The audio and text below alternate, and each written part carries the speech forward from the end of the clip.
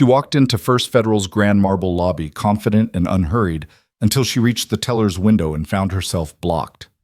Melanie Mel Davenport, the acclaimed CEO of Nexus Capital Partners, placed her Saint Laurent tote on the counter and flashed her corporate Amex.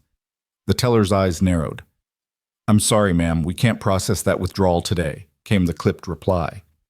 In that heartbeat, a black woman at the top of her field was denied access to her own money. The hum of patrons faded into a stunned silence. The sting of discrimination hit like a high-voltage shock. If you stand for justice, subscribe, ring the bell, and share. What would you do in Mel's shoes? Mel Davenport took one step back, her pulse racing beneath the tailored lines of her ivory blazer. The polished marble beneath her feet felt suddenly slippery, as though the ground itself were shifting beneath the weight of the teller's refusal. She adjusted the strap of her Saint Laurent tote eyes fixed on the teller, whose carefully neutral expression veiled an unmistakable twinge of judgment. In that moment, Mel recognized the familiar sting of bias, an old adversary she'd faced in boardrooms, conferences, and investor pitches, but never so brazenly in a place meant to safeguard assets. Moments earlier, she'd walked into First Federal's flagship downtown branch with a sense of routine purpose. This wasn't just any withdrawal. It was the final step in closing a landmark redevelopment deal, one that would revitalize an entire city block. Her firm, Nexus Capital Partners, held over $1.2 billion in assets under management backing ventures, from tech startups to urban renewal projects. She'd earned every accolade with tireless dedication, transforming small seed investments into returns that reshaped communities. But that reputation measured in millions of dollars, and headlines meant nothing here. She drew a deep breath and offered her credentials again. Amex Platinum corporate card driver's license, digital confirmation from her Nexus account manager app. Each document clicked against the counter like evidence in a trial. The teller glanced at them, then back at Mel, her lips tightening into a thin line. "Bank policy," she repeated as though reciting from a script. "I'm sorry." Time dilated. The murmur of other customers, the ticking clock on the wall, even the soft whir of the air conditioning unit, all blended into a low roar. Mel's heartbeat became a drumbeat in her ears. She steadied herself, recalling the years of painstaking build-up, early mornings, in small conference rooms, late nights poring over spreadsheets the moment her firm broke the billion-dollar barrier. None of it had prepared her for this. Still, she would not be cowed. Smooth curves of resolve steeled her voice as she leaned forward. "Please explain which policy prevents me from accessing my own funds." Her tone was concise, unflinching. The teller hesitated, scanning the screen behind the glass fingers brushing the keyboard. Mel could almost see the flash of doubt cross her features. The bank's CCTV camera positioned overhead captured every nuance. Another teller shuffled in supervisor badge, glinting under the branch's soft lighting. He cleared his throat, offering a rehearsed apology. "Ma'am, our system flags this as a potential security concern. We need to verify your request with corporate security." Mel's jaw tightened. Security concern, an innocuous phrase masking a deeper prejudice. She caught the supervisor's uneasy gaze and met it steadily. "I am the authorized signatory," she said slowly, each word weighted. "Contact corporate security now. I will wait." The supervisor's eyes flicked to the clock. 2 minutes had passed since her arrival. Behind her, the line of customers grew restless, some shifting in their seats, others stealing curious glances. A man in a business suit scowled, tapping his finger on his phone. A grandmother clutched her purse tighter. They sensed the injustice and braced for her reaction.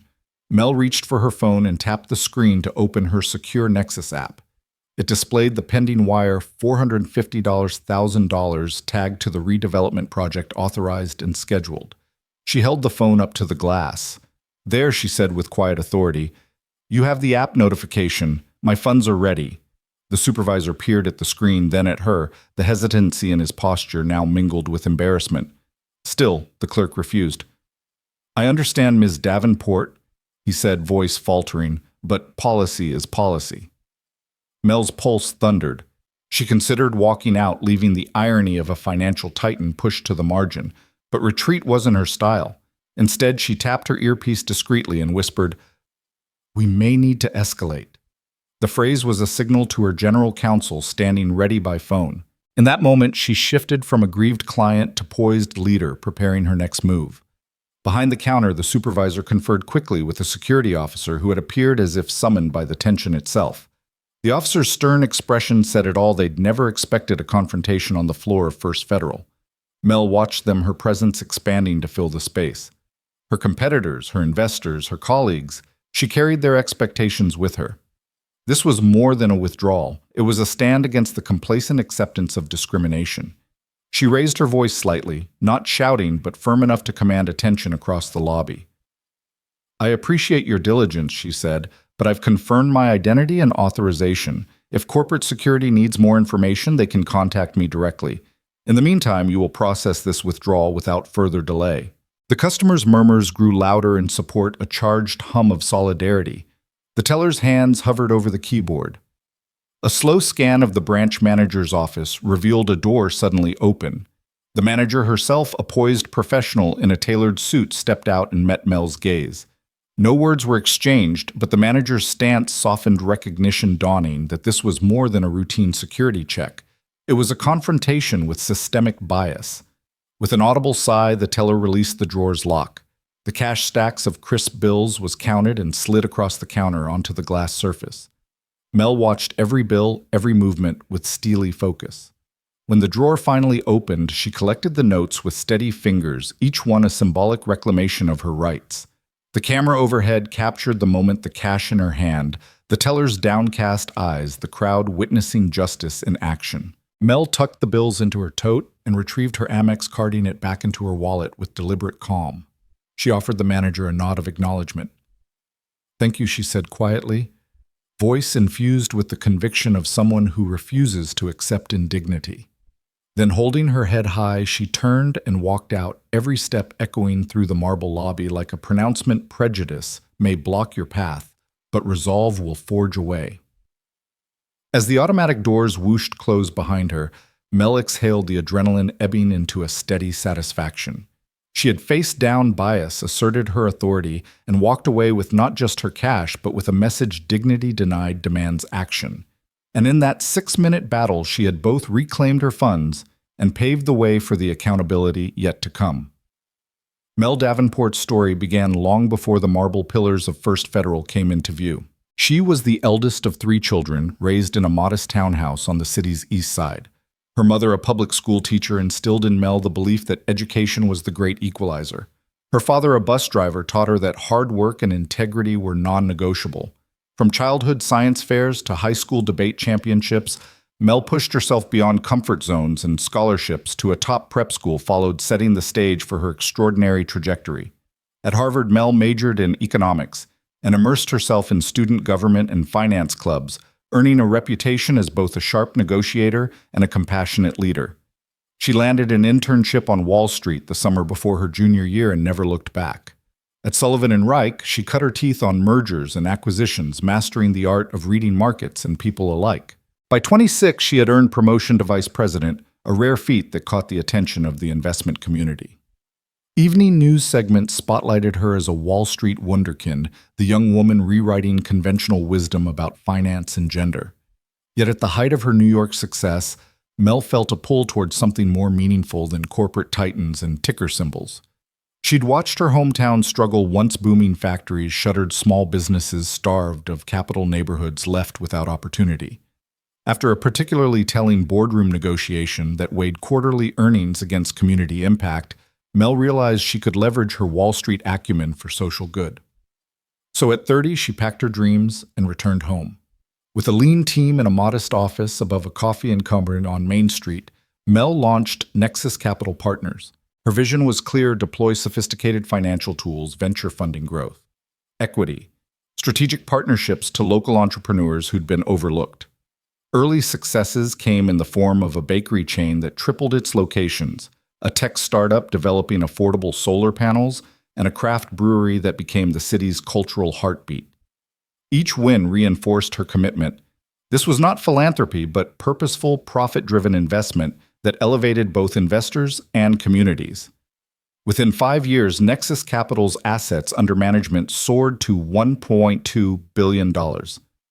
Mel's annual investor letter became required reading lauded for its blend of rigorous analysis and human-centered storytelling. In boardrooms and community forums alike, her presence was commanding yet approachable. She spoke in clear, decisive terms about ROI and social return, forging relationships built on mutual respect. Media outlets featured her on cover stories, the executive who puts people before profits, how a Harvard grad saved her hometown. But Mel remained grounded, crediting those early lessons from her parents' success meant nothing if it weren't shared. By mid-morning on this particular day, Mel had already conducted back-to-back virtual meetings with Nexus's global partners, one call about expanding a microloan program to rural regions, another about green bonds for sustainable real estate development. Her calendar showed a 4-hour block at First Federal to finalize the wire transfer for the Centerpiece project, a mixed-use complex to bring affordable housing, retail, and co-working spaces to a neglected downtown block. Groundbreaking was scheduled for next month. Local leaders, investors, and future tenants were poised to celebrate. First Federal's flagship branch was chosen for its symbolic heft. Soaring ceilings, marble floors wide, mahogany counters, and gold leaf columns that echoed a storied legacy of trust and stability. Mel had conducted countless transactions here, small business loans for rising restaurateurs, school endowments, nonprofit grants. The relationship managers knew her by name, greeted her warmly, asked about the bakery chain she'd funded last year. It had always felt like home turf, a place where professionalism and courtesy melded seamlessly.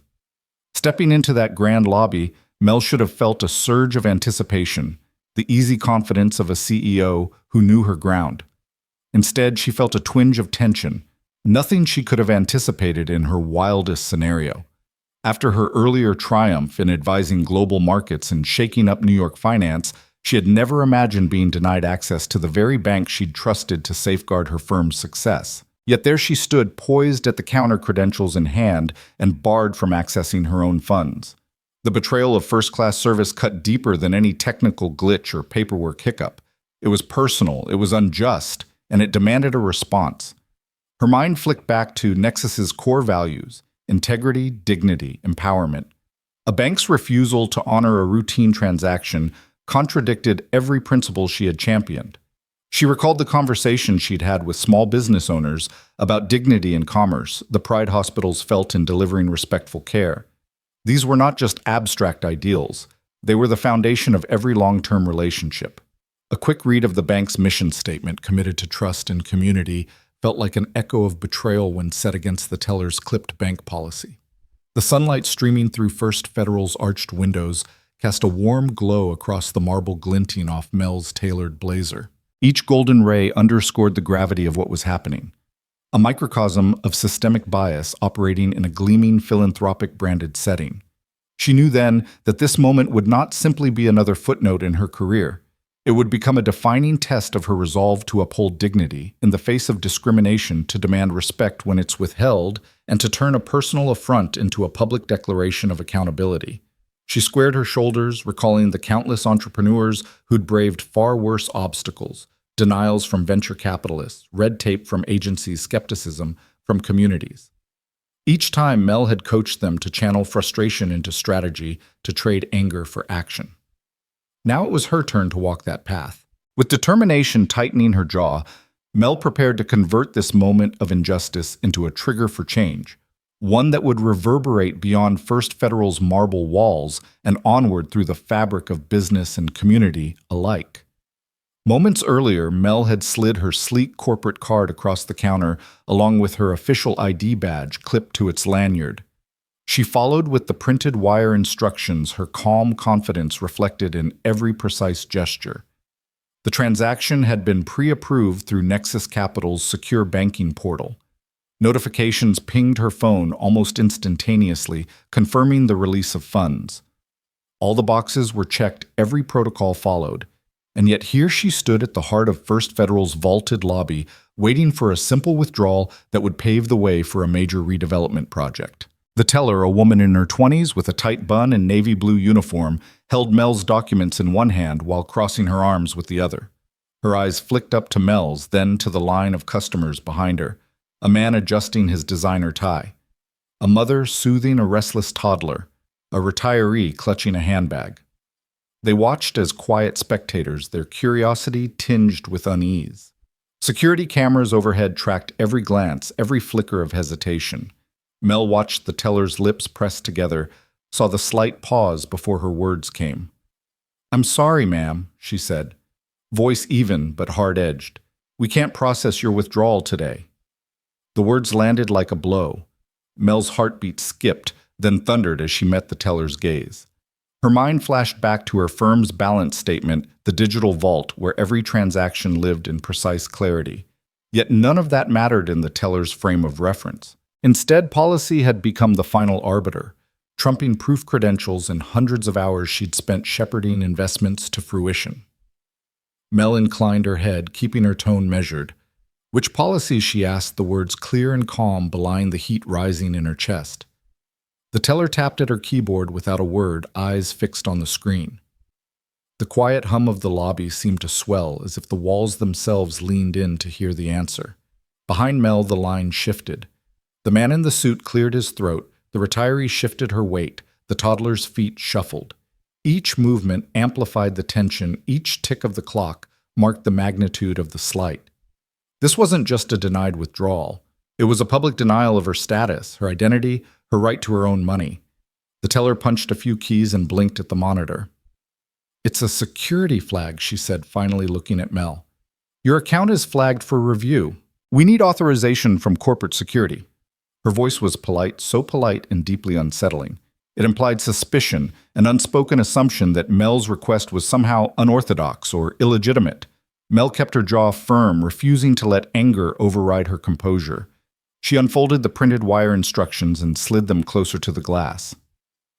"My account is in good standing," she said, voice firm yet controlled. "I authorize this withdrawal. The funds are for the downtown project at 5th and Main. You have every approval in your system." The teller glanced at the instructions, then back at Mel. The pause stretched on the only sound, the distant click of shoes on marble. Finally, the teller repeated with brittle finality, "Bank policy." Mel's pulse quickened. She felt the eyes of other customers on her, their murmured conversations, the way some held their phones ready to catch the next viral moment. She thought of the quiet indignities she'd endured earlier in her career, being mistaken for administrative staff, hearing offhand remarks about her appearance in boardrooms. But here in this bank, the affront was different. It was personal, rooted in the denial of her very autonomy. She drew in a measured breath, recalling the words she often shared with Nexus's entrepreneurs. Dignity isn't a privilege. It's a right. Today she would fight not just for herself, but for them. The small business owners, the first-time entrepreneurs who depended on the same banking systems, who often lacked the clout or resources to challenge arbitrary refusals. She reached into her tote and produced her phone, tapping the voice memo function. Holding it up discreetly, she said, "I'm documenting this request to corporate security. Please record the time and your name." The teller's forehead creased. She tilted her head as if uncertain whether policy permitted being recorded. Mel continued, "Your badge name and number, please." The teller looked toward her supervisor, who had just emerged from a glassed office behind them. He walked forward, blue tie, swaying. "Ms. Davenport," he began, voice apologetic, "I understand your frustration. We're simply following protocol." Mel met his gaze squarely. "Then let's see that protocol," she said. "I want a copy of your withdrawal procedures and a clear statement of why my request violates them." The supervisor reached into his suit jacket and removed a slim policies and procedures manual. He flipped to a heavily underlined section and cleared his throat. "Here, Section 4.7, large corporate withdrawals must be approved during business hours from 9 to 4 exclusively through the corporate desk." Both hands gripped the booklet as if defending its contents. Mel's eyes narrowed. It was 3:45 p.m. Her appointment fell squarely within those hours, and she had declined the corporate desk option simply because no appointment had been scheduled. She pressed, "I see no indication that corporate desk appointments are required. The in-branch option has always worked." Her voice rang with the authority of someone grounded in fact. Between her words, the lobby seemed to hold its breath. Even the children hushed. The supervisor's jaw worked as he scrolled on his tablet, searching for any record of her need to pre-schedule with the corporate desk. It took only moments to show there had been no such requirement. He looked up, face falling. The policies he'd relied on were outdated, misinterpreted, or selectively applied. A hush fell. The only sound was the soft sigh of an air vent. Mel felt the emotional weight lift slightly, the first crack in the edifice of bias. But she knew the fight was not yet over. It would take more than policy corrections to guarantee lasting change. As she prepared to press her advantage further, Mel considered the broader implications, the countless clients who might never have the confidence to stand their ground here, whose wire requests could be quietly denied, whose struggles remained invisible. She knew that her next steps would determine not only her own outcome, but set a precedent for every subsequent Black professional walking into these marble halls. Gathering herself, Mel allowed a small, steely smile to form. The confrontation was underway, an unspoken contest of power and principle. She took a deliberate step forward, ready to push beyond policy lines drawn in invisible ink. She would not relent until justice in the form of access to her own assets was served. And in doing so, she would forge a path for others to follow, ensuring that no CEO or everyday customer would ever again face the indignity of being barred from their own money. Mel took a steadying breath as the supervisor's outdated policy crumpled under scrutiny. She reached into her bag and retrieved her cell phone, flipping it open with deliberate calm. The hallway's hush seemed to deepen as she dialed her bank liaison, Mark Pearson, who managed high-value corporate accounts. Her pulse had been racing moments ago, but now her voice was controlled, resonant with authority. "Mark," she began, eyes locked on the supervisor's shifting expression.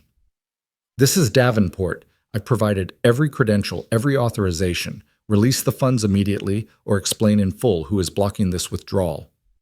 Behind her glass barrier, the teller's face tightened. The supervisor, hand hovering over his tablet, wordlessly straightened his tie. Mel's tone left no room for evasion. On the other end of the line, Mark's voice crackled with surprise. "Mel, I see you're meeting resistance. Hold on." Mel ended the call and turned back to face the supervisor.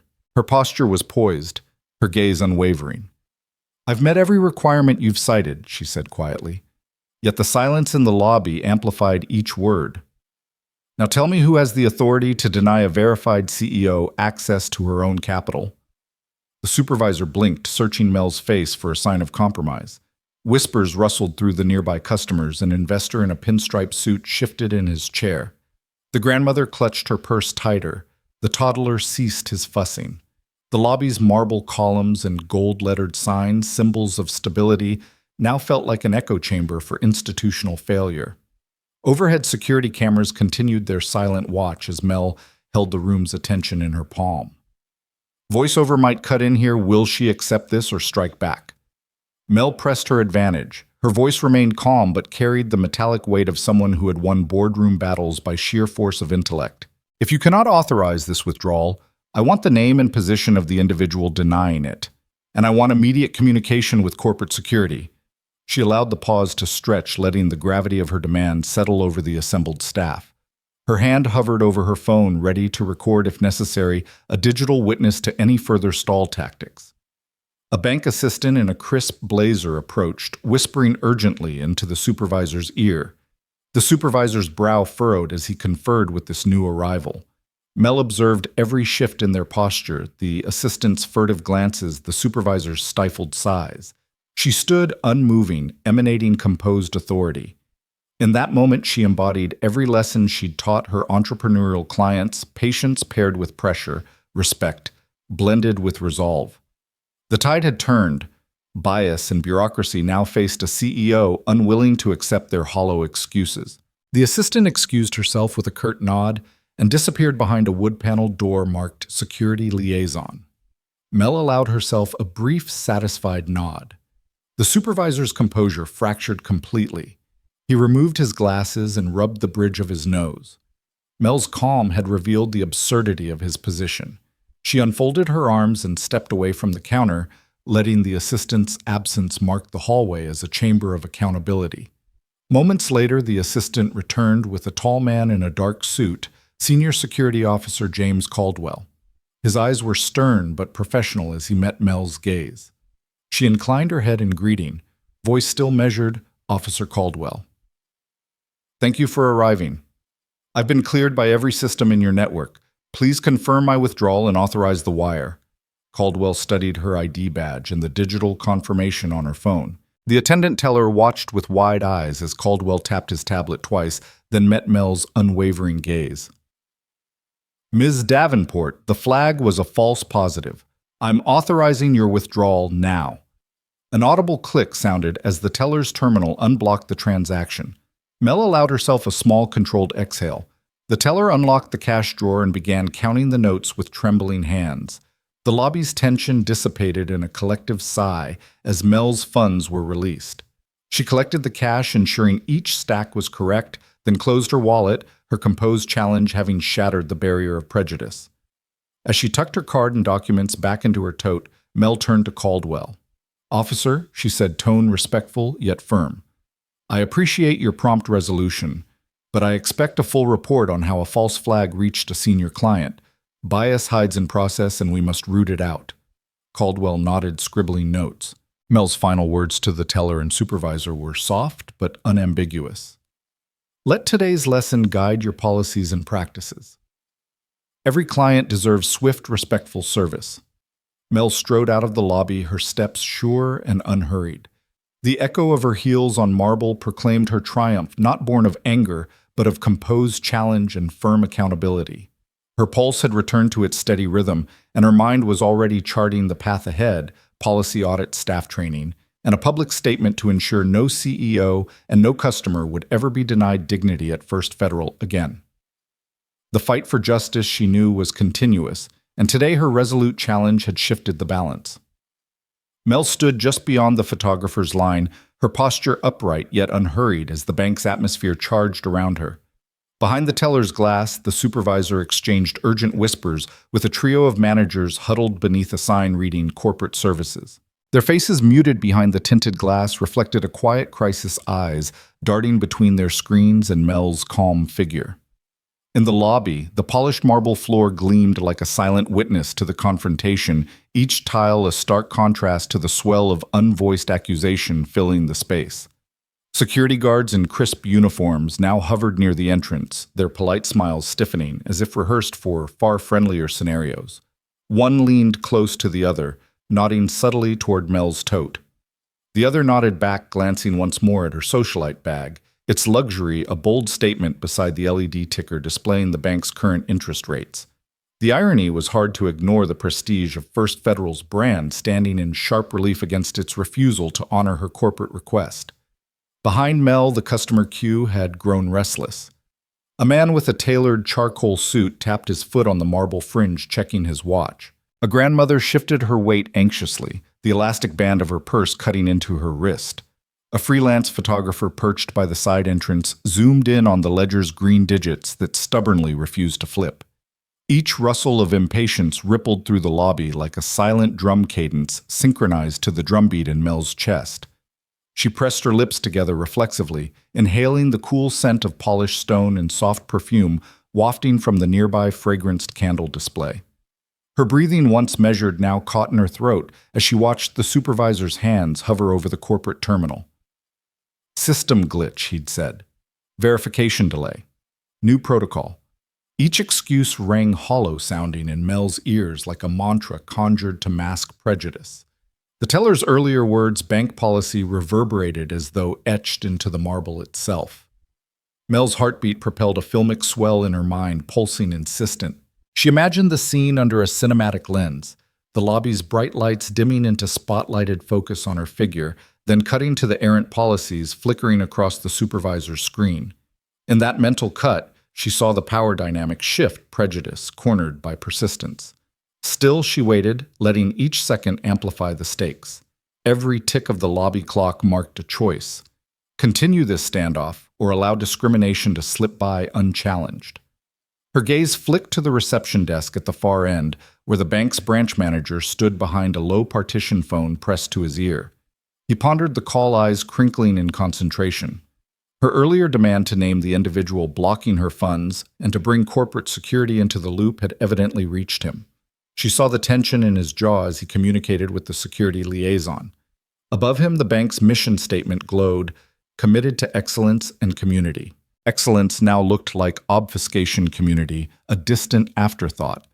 A metal click punctuated the hush.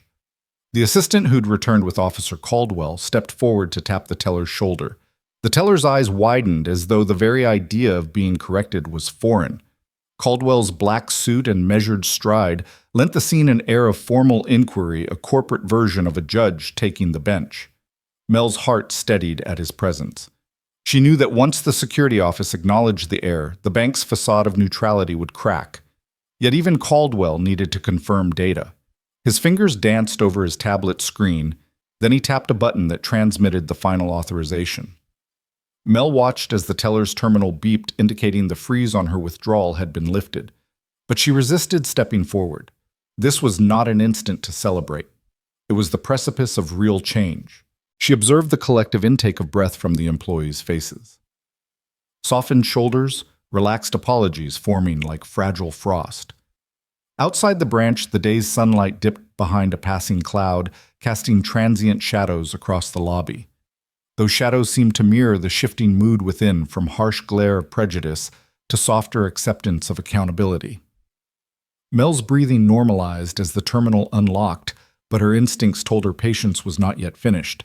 If she moved too soon, the bank would chalk it up to a technical snag, not a moral victory. So she held her position. The lobby's hum subsided, replaced by the softer clicks of the teller unlocking the drawer. The first few bills slid out crisp and defiant. A triumphant chord played not by speakers, but by the collective easing of tension in that grand hall. Customers turned back to their banking rituals, but none of their transactions would feel quite the same. The grandmother who'd waited now glanced at Mel with newfound respect. The suited man ceased tapping his foot, instead offering Mel a nod of solidarity as he retrieved his own documents. Mel allowed herself a small, composed nod in return. Her pulse steadied into a confident cadence. She gathered her funds and documents methodically, ensuring that every piece of evidence, printed wire instructions, recorded phone logs, security confirmations remained intact. This was not a personal victory alone. It was a signal to every patron of First Federal that the bank's policies needed to be examined under the bright light of fairness. As she turned away from the counter, her heels clicked firmly on the polished marble, tracing a path from turmoil to resolution. Staff members exchanged relieved glances and hurried away to restore routine. The branch manager descended from his partitioned office, offering Mel a curt nod of recognition. It was a gesture still tinged with regret, but also with the promise of sincerity. Mel inhaled the lobby's renewed calm, the scent of polished wood, and soft civic pride. She retrieved her tote, meticulously tucking away her corporate card and receipts. Then, with a final measured exhale, she stepped back into the flow of customers past the security officers and the whispering spectators. The moment of confrontation had wound down, but the resonance of what she'd achieved would outlast the tick of any bank clock. As the automatic doors parted, the sunlight restored to full brilliance illuminated her figure, symbolizing both freedom and possibility. The bank's mission statement glistened on the opposite wall. Committed to excellence and community. Mel smiled to herself. Excellence had been tested in the crucible of rising tension, and community had been reminded that dignity must never be delayed. Her steps carried her forward toward a city in need of redevelopment and a banking institution on the brink of reform, both ready now for the next chapter of progress. Mel checked her watch. 7 minutes had passed since she first encountered resistance at the teller's window. 7 minutes of escalating tension, polite excuses, and silent accusations. 7 minutes in which every second had weighed like a hammer against her dignity. Now it was time to shift the narrative. She reached into her tote and withdrew her phone palm steady, despite the adrenaline still coursing through her veins. With a few quick taps, she sent a secure text to her general counsel, Anna Patel, document everything. Audio timestamps names. The response arrived almost instantly, on it. Recording from now. Mel allowed herself a small nod of satisfaction. Evidence was power. Her thumb swiped again, opening her direct messages to Marisol Diaz, her PR director. Stand by. Bank. Denied CEO withdrawal. Full report coming. Roger that came, the reply concise, professional, ready to unleash a controlled media narrative at her signal. She closed the app and slipped her phone back into the inner pocket of her blazer, the familiar weight offering comfort. Mel turned her gaze to the branch manager, who stood behind the tinted glass partition phone pressed to his ear. Their eyes met across the polished floor. Hold all outgoing wires for 10 minutes. Mel said, her voice calm but unmistakably authoritative. He hesitated, caught between compliance and protocol, but the firmness in her tone brooked no refusal. He nodded, snapping the phone closed. The subtle quiver in his shoulders spoke volumes. He understood that this was no ordinary request. That command, simple yet seismic, sent ripples through the bank's hierarchy. Valets and security officers stiffened at their posts. The supervisory staff behind the counters exchanged looks of bewildered respect. The customers in line felt the energy shift from stifled frustration to curious anticipation. Mel had transformed from supplicant to sovereign, her composed challenge forcing the institution to reckon with its own missteps. She walked back to the teller's station, gloves discarded and hands free. The teller's eyes flicked toward her wide with surprise. "Miss Davenport," the teller began, voice catching. "The system is holding all transactions now. I'm sorry." Mel offered a small diplomatic smile. "Thank you," she replied quietly. "Let's discuss how to prevent this in the future." Across the lobby, customers resumed their whispers, and some dared to express murmurs of approval. One well-dressed man leaned toward his colleague and said under his breath, "Did you see that she just held the whole bank hostage?" The colleague nodded, eyes glued to Mel's composed form. Among the staff, an older teller shook her head slowly, murmuring to a coworker, "I've never seen that done so smoothly." Meanwhile, in a corner of the lobby, near the ATM machines, a discreet film crew assembled at Mel's direction. They had been capturing her quiet resolve, her phone-choreographed maneuvers, the bank's uneasy retreat. Now, as the cameras panned across the scene, they had the footage of a CEO who refused to be sideline footage that would soon serve as a public testament to Mel's unyielding pursuit of justice. Mel's mind rehearsed the next sequence. She would engage corporate security in a fact-finding meeting, she would secure an internal memo acknowledging the false flag, and she would oversee the drafting of a bank-wide directive guaranteeing non-discriminatory treatment for all clients. But for now, she exerted patience, allowing Plan B to unfold: documentation, media readiness, institutional pressure. The bank had just entered crisis mode, and Mel held the reins. After a moment, the branch manager reappeared, stepping through the side door marked Corporate Liaison. His face was taut with nerves and relief. "Ms. Davenport," he said, voice measured, "Security Officer Caldwell has confirmed no flags on your account. We're ready to proceed with your withdrawal." Mel inclined her head. "Excellent. Let's do it then." She turned back to the teller, who immediately unlocked the terminal. Bills were counted and stacked under the bright overhead lights, but Mel's focus was no longer solely on the cash. She watched every clerk and supervisor in the vicinity, noting who watched without glossing over who averted their gaze and who seemed ashamed to meet her eyes. The power dynamic had shifted irrevocably. Bias had been challenged, apologies would follow, and policies would be rewritten.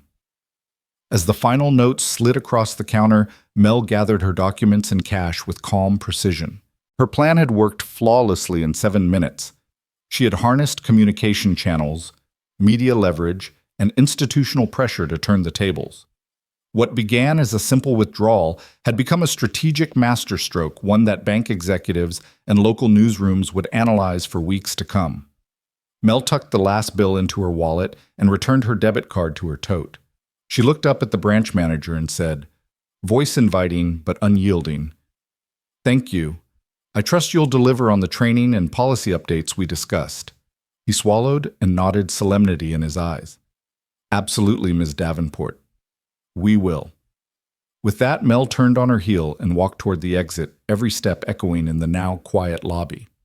The customers and staff watched her, a collective exhale rippling through the space. Security officers relaxed their stances. Managers retreated to their offices, and the scent of polished stone seemed to shift to the promise of change. As the automatic doors whooshed open, Mel exhaled and allowed herself a moment of satisfaction. 7 minutes had seen denial transformed into a strategic advantage, prejudice confronted by a composed and confident challenge. She stepped out into the city air, her pulse returning to its steady rhythm, her mind already planning the next steps to ensure lasting reform. And for Mel Davenport, CEO of Nexus Capital Partners, this was just another day in the pursuit of justice, one measured, decisive action at a time. Mel glanced at her watch. 7 minutes on the lobby clock, just enough time to expose the fissures in First Federal's veneer of impartiality. She signaled to the far corner where a discreet film crew and a fed-up reporter waited, their lenses and microphones trained on the unfolding drama. At her side stood Anna Patel, Nexus Capital's general counsel, briefcase in hand, ready to capture gut-punch evidence of the bank's missteps. The branch manager, backlit by the polished mahogany reception desks, appeared at Mel's side, pale shoulders hunched. He opened his mouth to speak, throat visibly working the words. "Ms. Davenport, we've cleared the security flag. You're authorized to withdraw funds." Relief rippled through the lobby. Customers straightened, staff exhaled, the tension dissipated like steam. But Mel's face remained composed, almost serene, as she raised a single finger to forestall the manager's premature victory. "Hold on," she said, voice calm yet carrying that unmistakable edge of authority. The murmurs in the lobby hushed once more, curiosity sharpening. Cameras swiveled to catch her every word. "This isn't just about my account." Her gaze swept the teller stations, the line of customers, the security officers stationed near the entrance. "It's about every account in this branch." A flicker of panic passed over the branch manager's eyes. He cleared his throat, glancing at the teller, at the security staff. "Excuse me," he asked, voice betraying confusion. Mel stepped forward, each footfall echoing down the marble aisle. She reached into her bag and pulled out a printed memo, Nexus's equity banking protocols, and brandished it for all to see. "Until we audit your policies and conduct mandatory bias awareness training for every staff member, no withdrawal will proceed. Effective immediately. Mel's counsel." Anna tapped her watch, initiating a silent countdown. Marisol, the PR director, whispered into her earpiece fingertips, hovering over her phone's Go Live button. The fed-up reporter raised his microphone, pressing record. The stage was set. On cue, alarm chimes resonated through the branch's intercom system, a prearranged signal utterly disarming in its finality. The terminals at every counter beeped, then flickered to a halt. Screens displayed a stark message: account access suspended. Audit in progress. The soft hum of ATMs ceased, and the flutter of digital feed on security camera tapes became the only sound. For one breathtaking moment, the entire First Federal branch stood frozen in collective astonishment. Customers gaped. A man in a bespoke suit muttered, "What just happened?" Petty families stared. The grandmother clutched her purse as if to protect it. And the child who'd been fussing moments ago sat wide-eyed on the plush waiting bench. The security guards stiffened, radioed to one another, and exchanged rapid-fire chatter. The branch manager's lips parted as though he might protest, but the gravity in Mel's gaze held him silent. Mel inhaled gently, letting her words slice through the stunned hush.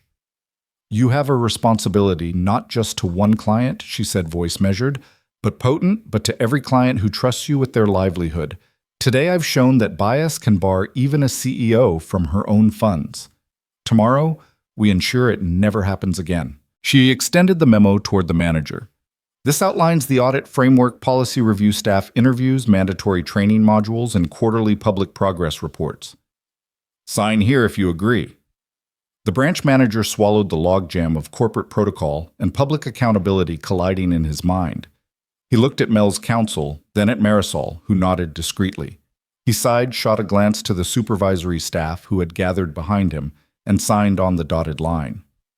The flourish of his pen felt momentous, a ledger entry destined for headlines rather than balance books. As Anna collected the signed document, Mel allowed herself a single satisfied nod. She turned to the fed-up reporter who pressed record on his handheld. "You have your story," she said softly, warm undercut by ironclad conviction. "Tell the world that when prejudice blocked my path, I held First Federal accountable, not just for me, but for everyone." In that charged aftermath, the lobby's atmosphere shifted from shock to a burgeoning sense of possibility. A teller who had earlier stared stonily now straightened her uniform eyes, alight with resolve. Another staff member whispered to a colleague, "We're due for real training." The sound of cameras clicking and recorders humming underscored the moment's historic weight. Mel collected her tote and straightened her blazer, radiating composed victory. She approached the manager once more, extending her hand. "Thank you for understanding the stakes," she said, voice genuine. He rose to the handshake, a gesture that symbolized more than an agreement. It represented the dawn of cultural change beneath those gold-lettered columns.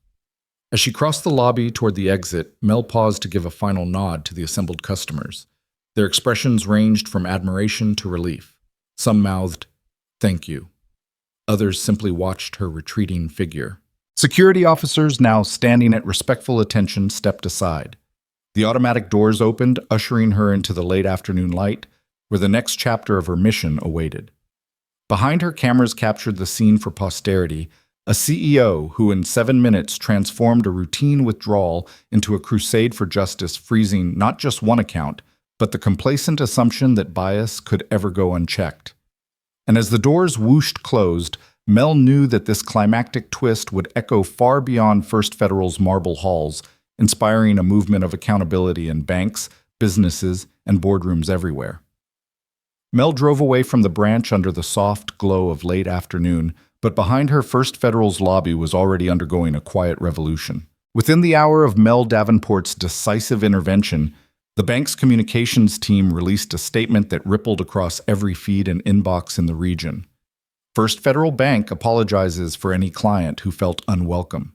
Effective immediately, all clients, any account, no exceptions. These words, simple and unequivocal, hung like a banner across the bank's social media pages, pinned at the top of their website and emblazoned on digital billboards near downtown intersections. But the apology was only the overture. By the next morning, First Federal announced its formal adoption of Nexus Capital's equity banking initiative, co-authored by Mel Davenport herself. The press release detailed a 30-day rollout of unconscious bias training for every branch employee, from frontline tellers to senior vice presidents, delivered by Nexus Capital's curriculum specialists. Staff members would participate in interactive workshops, scenario-based role plays, and personal reflections designed to uncover hidden prejudices and build empathy. In addition, First Federal pledged to publish quarterly progress reports, allowing both internal and external stakeholders to monitor the bank's journey toward truly inclusive service. Local news outlets seized the story with enthusiasm. The morning broadcast on Channel 4 kicked off with images of Mel's confrontation and the bank's sweeping reforms. An on-air reporter proclaimed First Federal's swift response sets a new industry standard. In the same segment, a banking analyst appeared live via video link, remarking, "We've seen slow incremental policy updates before, but this is a masterclass in turning bias into accountability." First Federal didn't just apologize. They pledged concrete action and transparency. His words punctuated the narrative. An institution owned its mistake and leveraged it to implement far-reaching change. Online discussions buzzed across LinkedIn and Twitter. Bank customers, entrepreneurs, and community leaders shared their experiences. One user wrote, "I've banked here for decades, never felt so heard. Thank you, Mel." Another posted, "Bias in banking has always been an open secret. This is the wake-up call we needed." Hashtags like #EquityBanking and #MelDavenportEffect trended locally, connecting stories of clients who had once faced subtle slights to the promise of a more respectful future. Meanwhile, branch managers across the network reported surges in foot traffic as curious customers returned to test the new policies. One suburban branch tweeted a storefront photo captioned, "Open doors, open minds. We're proud to welcome everyone." Lines that had once crept along the lobby now flowed with energy. Retirees depositing pensions, small business owners arranging loans, families opening savings accounts. Customer satisfaction scores measured in real time via kiosk surveys jumped by 25%. The bank's NPS Net Promoter Score climbed to record highs, a tangible indicator that trust once fractured could be rebuilt through sincerity and structured reform. For Mel, the aftermath also meant introspection and outreach. She convened a virtual roundtable with First Federal's CEO regional directors and Nexus Capital trainers. Together, they reviewed the first-day metrics, training attendance rates, customer feedback, and social sentiment analysis. Mel emphasized that equity wasn't a checkbox, but an ongoing commitment. "We must live these values every day," she told them. "Let's ensure follow-up sessions, refreshers, and direct feedback loops so no one slips back into old habits." Her counsel, firm yet collaborative, guided the bank's leadership toward embedding equity into every aspect of their culture, from hiring practices to performance reviews. Industry experts also weighed in. A respected consumer rights advocate published an op-ed in the Financial Review calling First Federal's swift reforms a blueprint for ethical banking in the 21st century. She argued that Mel's intervention illustrated how individual courage could catalyze institutional transformation, a reality check for any organization clinging to tradition at the expense of fairness. Another columnist in a national business magazine predicted that equity banking would become a competitive differentiator, noting customers will gravitate to institutions that demonstrate genuine respect and accountability, not just polished marketing. In the busy corridors of Nexus Capital's headquarters, Mel's team tracked the unfolding changes with pride. Marisol Diaz, the PR director, curated success stories, a suburban vet tech student whose auto loan application had sailed through under the new protocols, an immigrant restaurateur who opened a second location without bureaucratic snags, a retired teacher who finally refinanced her mortgage with ease. These vignettes, compiled into a digital equity banking journal, would be shared as case studies at upcoming financial conferences illustrating the power of intentional reform. Back at First Federal's flagship branch, plaques hung on the walls to commemorate the change, in partnership with Nexus Capital Partners.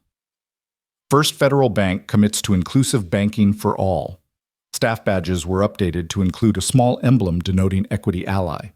Monthly staff meetings began each session with an equity moment, where employees shared positive customer interactions that reflected the new policies. The bank's internal newsletter spotlighted employees who went above and beyond to make clients feel valued, reinforcing behaviors that aligned with the bank's renewed mission. Meanwhile, community organizations that had initially watched the confrontation unfold with concern now reached out to collaborate. The local NAACP chapter scheduled a forum at First Federal's Community Center, inviting members to discuss financial literacy and access. Chambers of Commerce planned workshops on entrepreneurial funding, buoyed by the bank's promise to remove barriers. Even local government representatives issued statements of support, commending both Mel Davenport and First Federal for exemplifying civic responsibility. By week's end, the ripple effect had spread beyond finance. Retailers, real estate firms, and professional services firms began examining their own policies for hidden biases, citing First Federal's example as timely and urgent. A local university announced a partnership to incorporate equity banking modules into its business curriculum, ensuring that future financial professionals would learn from this historic episode. The city's business journal headlined the phenomenon, "How One CEO's Refusal Sparked a Movement Toward Inclusive Commerce." Amid these cascading changes, Mel Davenport paused between virtual planning sessions to reflect on the journey. She reviewed feedback from her Nexus team, noting areas for follow-up deeper training for senior leadership, integration of equity metrics into branch performance dashboards, and community outreach to ensure the most vulnerable clients knew their rights. She drafted an op-ed for the Financial Review, writing from the heart about the intersection of dignity and finance. "Banks are more than vaults for money," she penned. "They are citadels of trust. When trust is broken, it's our duty to rebuild stronger and fairer." In the hush before dawn on her next day's work, Mel sat at her desk overlooking the city. The twinkling lights below represented the lives touched the businesses. Funded, the hopes lifted. She knew the reforms at First Federal were significant, but she also saw that the real victory lay in community momentum. Neighbors advocating for one another, institutions holding each other accountable, and individuals reclaiming their right to respect. Mel exhaled softly. The apology had been issued, the training pledged, and the policies rewritten. Foot traffic had rebounded, headlines had praised the reforms, and trust was being restored line by line. Yet, as she closed her laptop and prepared to guide the next wave of equity initiatives, she remembered her own words, dignity, denied calls for swift action. Thanks to a decisive 7-minute confrontation, First Federal, and perhaps the industry, had taken one giant step toward justice. And for Mel Davenport, that was just the beginning of a broader journey toward inclusive prosperity. Mel Davenport leaned forward in her executive chair, the late afternoon light filtering through her home office's floor-to-ceiling windows. She closed the laptop she'd been typing on and offered the camera a steady, sincere look, one that spoke of both the battle just fought and the work yet to come. Behind her, the city skyline glowed with possibility. In the quiet hum of her workspace, the events of the past day seemed both distant and immediate. Small slights stack into systemic barriers. She began, her voice calm, but carrying the weight of hard-won wisdom. When dignity is denied, even in seemingly minor ways, it chips away at trust, at confidence, at our shared humanity.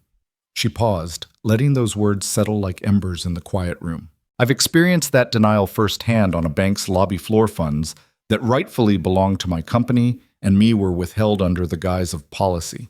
But policy is written by people, and people can make choices and change them.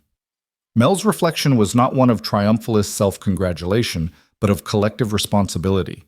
What happened at First Federal wasn't just about me. She continued, her tone inviting the viewer into the conversation. It was a wake-up call to every institution and every individual to examine their own default assumptions, to ask who gets treated like they belong and who gets turned away. She leaned in slightly as though confiding in a close friend. Because when we accept even one unjust no, we set a precedent for countless more. Behind her, a framed charter hung on the wall, the equity banking initiative Mel had co-authored with First Federal. Its bullet points, bolded and concise, outlined mandatory bias awareness training, transparent audits, and public progress reports. She tapped the frame lightly. This charter represents a promise that respect and inclusion aren't just words on a page, but actions we commit to every day. Her finger traced the lines of text, a symbolic affirmation that policy must follow principle. She shifted in her seat, offering a moment of levity. Now, I know that not everyone has a film crew on call or the resources of a $1.2 billion investment firm. Most of us face smaller versions of these barriers: a cashier who doubts your request, a supervisor who overlooks your credentials, a process designed without you in mind. Her gaze softened. But the principle remains: dignity denied requires a response. It doesn't have to be a dramatic corporate showdown. Sometimes it's a quiet question, a respectful insistence, a request for clarification that reveals the bias hiding in plain sight.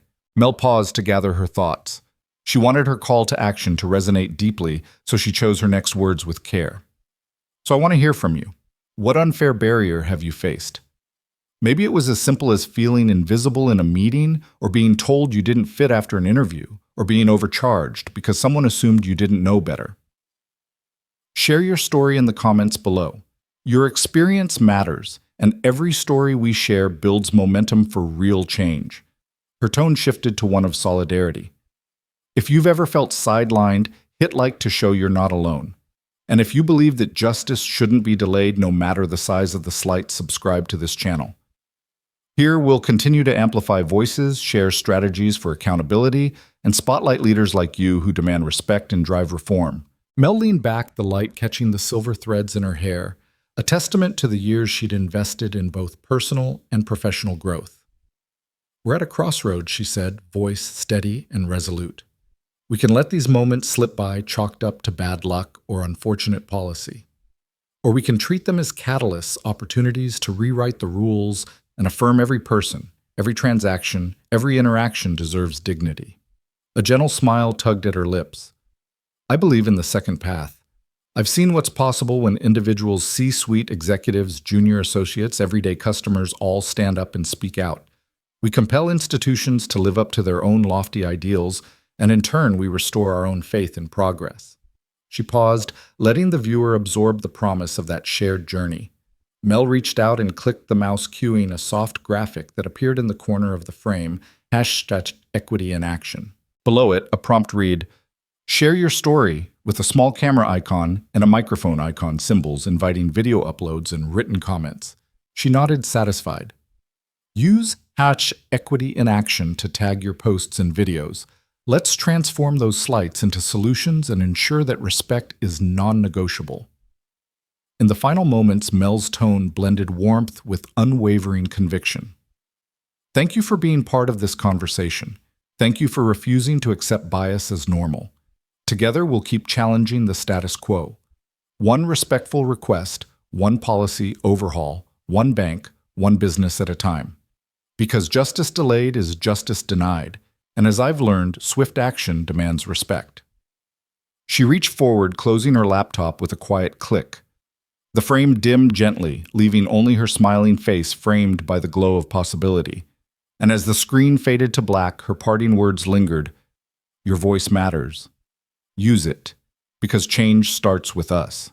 With that, the chapter closed. Yet the story was far from over. It continued in every comment, every like, and every subscriber committed to reclaiming power and restoring dignity in their own worlds.